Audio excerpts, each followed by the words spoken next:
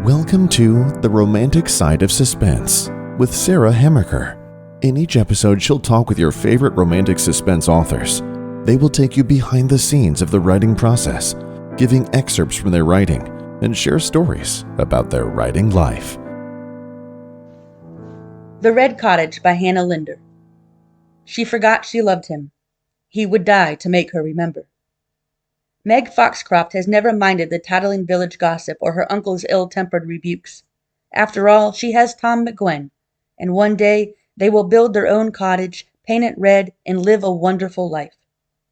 But then the unthinkable happens. Meg is attacked, her uncle's apothecary shop goes up in flames, and when she wakes up in the arms of an eloquent lord, she remembers nothing, not even her own name. In a frantic race against time, Tom plunges into dangerous water, bent on sheltering Meg from harm and discovering who wants her dead, even if she despises him, even if it's now the handsome lord she casts her smile upon. As danger swells and truth comes crashing around them, Meg must confront the past and decide who she trusts and loves before the enemy makes the final strike.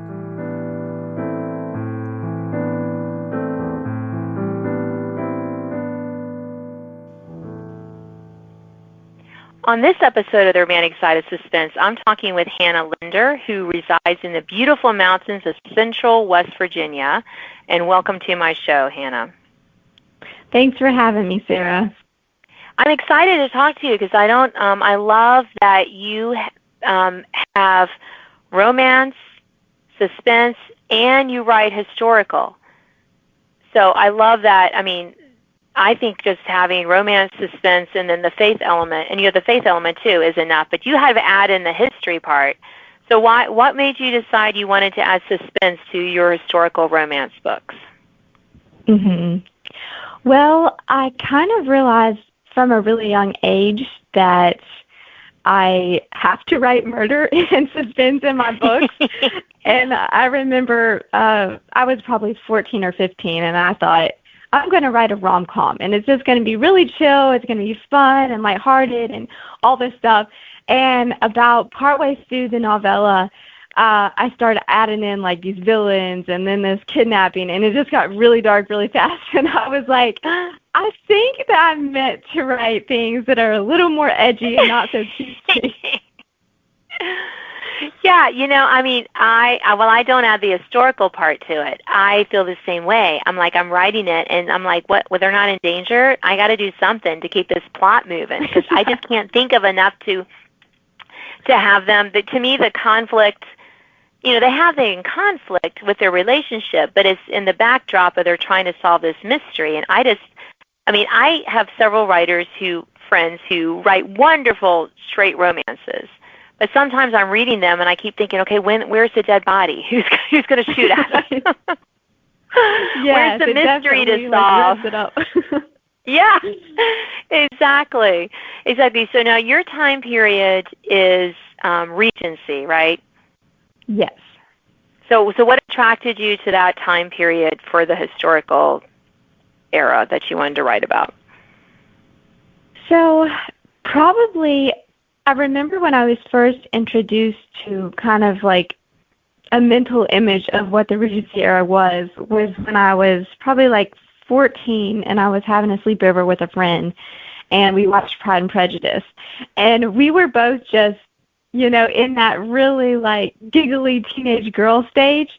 And we were just swooning over Mr. Darcy, and we just kept talking about it. And it's like, it was one of those movies that you watch it and it like forever changes your personality because it was just so impactful.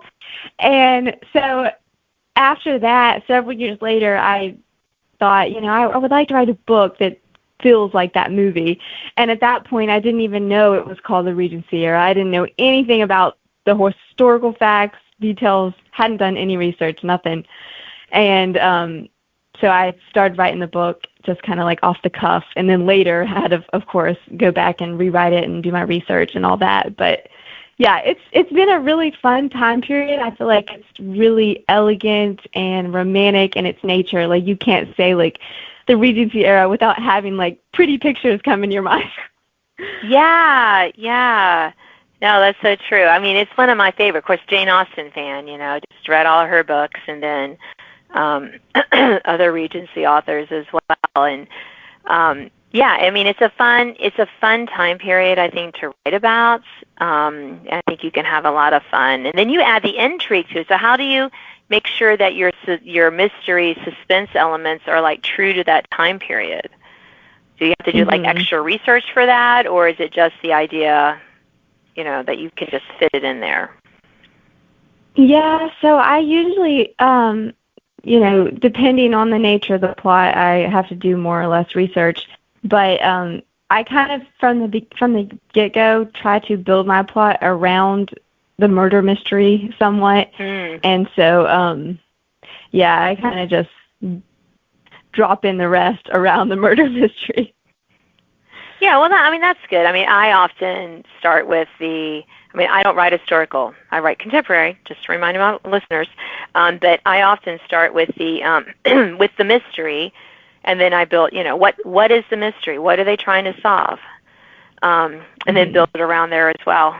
So, so now, do you write everything all together, or do you write in layers? Like you write your first draft with just the mystery. Do you go back in and layer in the more setting details or more romantic details, or does everything just come out at once? Yeah, I definitely am the type of writer who just starts with scene one and just goes in chronological order from there. And I'm also very I hear so many different ways that people do it, and it's fascinating to me how different people's minds works and how they can organize it. I remember one writer friend told me one time that they'll write every single scene in a different order, and then at the end they'll piece them all together, and I'm like, oh, my mind cannot wrap around that. I could never do that. Yeah, me either. Yeah, I definitely start at the beginning and then go all the way through, and I try really hard as I'm writing it to get it as close to being, I don't necessarily aim for a messy first draft. I try to make it as tight as I can the first time through. So. Yeah, and I think that's one thing that we learn as we write. I mean, you've written several books. I've written several books. I mean, I feel like the later books should be a little easier to write because we shouldn't have to go back and, my first book, go back and add stuff. My first books, I have to go, oh, right, they need to fall in love. I have them together, but I need to add a few little more tender scenes, to make that happen it, little break scenes, while they're running for their lives kind of thing. So, yeah, fun stuff. Now, do you write, as I know in your bio, it talks about you play a lot of instruments. Do you write any of those into your book? Do any of your hero, heroines, or side characters play any of the instruments that you yourself play? Not necessarily. I've had a few characters play the pianoforte, and maybe occasionally in a tavern scene or whatever, I'll throw in a stringed instrument. But no, that's an interesting question, and that's one that I've never really gotten before, but that is a fun idea to maybe in the future have it be a bigger part of the character's personality to have them play one of the instruments that I play. Yeah, well, I mean, you'd have to make it period specific. I don't know if they had ukuleles. I mean, that's one of your instruments back in the Regency period, but I'm sure you could come up with something that would be similar to that. Anyway, just a fun thought. I just wonder, I mean, I have cats, and I've thrown some of my cats into my stories, which has been kind of fun because some of them have had outsized personalities, and I'm and they've gone over the Rainbow Bridge, like they say, and so I'm I'll honor them and throw them in my book sometimes. So I'm always curious about instruments. I don't really play any instruments, so I mean I did, but we don't need to go down that track. Okay. So we're almost out of time, Hannah, but I always love to ask, when do you find time to write? Are you a full-time writer? Do you have a job? How do you fit writing into your life? Mm-hmm. So what I do, and I've found that if I don't do this, then lots of times the whole day will go by and it just won't get done. But yeah. I, as soon as I wake up in the morning, I go and grab my computer and sit in bed or on my couch, and before I even eat breakfast or anything, I'll get down at least one scene. And then, I'll start my day and begin my day job, which is book cover design. So I work for publishers and then individual authors designing book covers, so that's a lot of fun. But yeah, and then sometimes on the weekends I'll have like a writing Saturday where I'll just write all day and get a lot of writing done. So yeah, that's great. I would do it full time if I didn't. I mean, I would do it like first thing. I would do it full time if I could, but hey, one day. And yeah, we have to have aspirations, right? One day I will just be able to write full time. But now I love to write first thing in the morning, but since I'm working in a school, of course I can't do that because I have to be at the school first thing. So now I have to write in the evening, and I found that I can make myself do that. The transition wasn't as hard as I thought it would be. So yeah, I'm really glad about that. Yeah, actually, I felt like, because before I started my business and I was in college and working in public full time, I would do that too, and I would write in the evenings. And honestly, like, I felt like I was much more inspired in the evening time because it's like all the interactions that you experience all day long and all the different things that you've had time to think about, I felt like was motivating and like fuel for my writing. And when you first wake up in the morning, you're still kind of like in that groggy, like, what day is it stage? Yeah. So it's a lot harder to get in the creative mood, I feel like. Yeah, it can be, but I think we have to. I think what you said was good, that we have to have that consistency so that we can get the words done and out there. And otherwise, like you said, if you don't do it first thing, you don't do it. And I can't do it first thing, but I have been pretty disciplined of doing it like in the evening or like right after dinner for like get one scene done, like you said, and that's usually been pretty good, gotten some stuff done. So yay. Well, I've really enjoyed talking with you. Unfortunately, we are out of time, so thank you so much for sharing about your writing and your writing journey on my show today. Well, thanks for having me, Sarah. This was fun.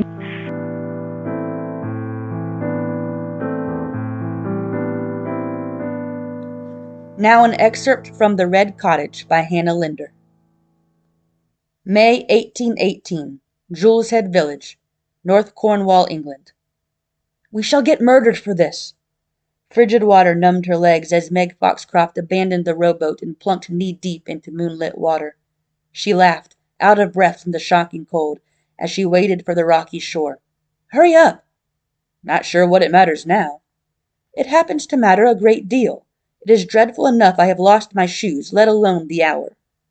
Before she could scamper up the rocks, his freckled hand snatched her waist. They pulled her back. Tom! Let him grumble. You are not the one who shall be forced to endure scolding an entire fortnight.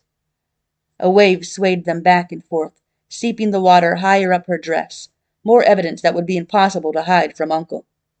Now let go of me, you terrible fool. I would not call terrible the hands that hold your life, lass. He dragged her deeper, and she squealed. You would not dare. Recant your words. Tom! Do it, or down ye go. You are every ounce of absurdity. If I should come dragging home in the middle of the night, drenched without nary a stocking, he shall accuse us to no end, and the village shall murmur for weeks. With a roaring laugh, he dunked her beneath the water, coldness engulfing her the same time her heartbeat thrummed in a mix of delight and fury. She broke the surface with a gasp, swiveled in his arms, raised a hand to slap him. But he caught her fingers, as he always did, and his lips crashed into hers. Surprise jolted her. He tasted of salt and power and unbearable sweetness, like the confections Uncle was always warning would make her sick. Her chest hammered, her mind swam, smoothly, softly, like the waves they stood in, until the only thing she understood was the red stubble on his cheeks, the tickle of wet hair on the back of his neck, the familiar firmness of his muscled arms. Ye are the one who is impossible. He pulled back too soon and did as she'd asked, as if she truly wanted to go home, as if she ever did. Silhouetted vessels bobbed on the water, and the foggy night breeze smelled of fish and sea and distant chimney smoke. She wrung out the skirt of her dress, then her hair, while he yanked off his dripping linen shirt and tossed it over his shoulder. Ready? She nodded, but she wasn't. His fingers laced with hers. In the shadow of warehouses and decaying buildings and quiet alleys, they slipped through the village with neither lantern nor shoes, the cobblestone gritty against her feet. In the morning, Uncle would tell her how many shillings a new pair would cost. He would ask how she could be so reckless and where she had lost them, but she wouldn't tell him the sea had stolen them away, or that she had slipped into the night again with Tom, that they had taken out the fishing boat, that they'd found a quiet shore somewhere, built a sand cottage in the moonlight, laughed so hard her stomach hurt, watched the stars, lost time. Uncle wouldn't understand. Neither did anyone else. But the night held things no one could see in the day. This was theirs, forbidden or not, and though people whispered now, one day she and Tom McGuinn would build a cottage not made of sand. She'd plant lilac bushes outside the windows, and he would paint the outside a bright and brilliant red. They wouldn't run about barefoot any more. No one would call him tomboy, nor her an unruly hoyden, because she would wear proper dresses, ones that hadn't been patched and sewn from all her adventures, and he would smoke a pipe every evening from his upholstered chair. Together they'd entertain the most esteemed villagers, including the clergymen, and not even tattling Mrs. Whalley would find blunder in them. A sigh gathered at her throat when they reached the weathered green-painted apothecary shop. The bowed windows reflected orange street light. I'll be by to see you in the morning. Save me a bit of bread pudding if you think of me. If she thought of him, she thought of nothing else. Sadness choked her, an unprepared pierce of longing, and too many other things to count. He should not have kissed her tonight. In all the years she'd known him, he had only done so on the rarest occasion. Always when she was unprepared, or when she was angry at him for some trivial thing, or when he was leaving, like now. I want to go with you. He shook his head and grinned, messing with the wet hair draped across her shoulder. But it was in him too, in his eyes, a reluctance to walk away. In all these years he had never departed Jules's head. Neither had she. It will be fine, he whispered, glancing at the window to make certain her uncle did not stir from inside. I shall be back in a fortnight or sooner. Unless they ask you to stay. They won't. What if they do? You worry too much, lass. And you not enough. He pulled her under the arched doorway, finger over his lips, gesturing her to be silent. Go on before that old goat comes out here waking the world with his uproar. Tears stung. She was ridiculous for them, she knew, but they flooded over anyway, in testament to her fears, and she closed her eyes when his calloused finger thumbed them away. Ach, but there is a bit of softness in that ferocious heart of yours. Do not tease me. What do you want me to do? I want you to... She glanced at his face, the splendor of every handsome angle and hard chisel of his jaw. Then his eyes, blue, alive, like the sea early in the morning when the ripples twinkled with burning sunlight. Then his lips. Her heart lurched in wild anticipation. Leaning into him for the first time, she swallowed his neck with her arms, kissed him, and pulled back so fast she had to fight for air. I want you to leave before Uncle catches us. Go. He laughed, but stilled her hand before she grabbed the door. Meg. What? When I come back, I'm going to marry ye. Blood rushed to her face and her cheeks warmed with the same velocity as her soul. Before she had a chance to answer, he disappeared into the night and fog. Tom, wait. He was a fool, because Uncle would never allow them matrimony. Not when Tom was still without his own fishing boat, and they were both penniless and still as far away from their red cottage as Jules's head was to the moon. But as she eased open the door with quiet steps, ecstasy raced her heart. Her stomach fluttered despite all the reasons it should be sinking. Marry ye. His low voice, with its soothing playfulness and Scottish lilt and clumsy gentleness. He was wonderful. Whether he married her in a fortnight when he returned, or in 20 years when Uncle finally relented and Tom had his boat, she would wait. Something creaked. Meg froze halfway across the dark shop, her hand grazing the front counter. Had Uncle heard and awakened? But the noise had not come from the open doorway on the left side of the room, which led to Uncle's private office, their small parlor, and 2 bedrooms. Instead, it had come from the rear counter. Air trapped in her lungs the same time a shadow darted along the shelves.